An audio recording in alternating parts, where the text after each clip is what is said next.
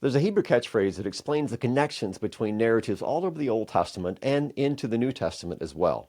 In Hebrew, it's Maaseh Avot Simon Lebanim, which means the deeds of the fathers are a sign for the sons.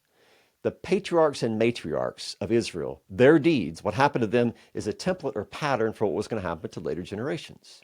We see an example of this happening in Hosea 12, one of the chapters we cover today in Bible in 1 year, where Hosea links together the exile of Jacob and the exile of Israel to Egypt. He writes, Jacob fled to the land of Aram.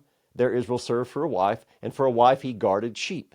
And then he goes on, by a prophet the Lord brought Israel up from Egypt, and by a prophet he was guarded.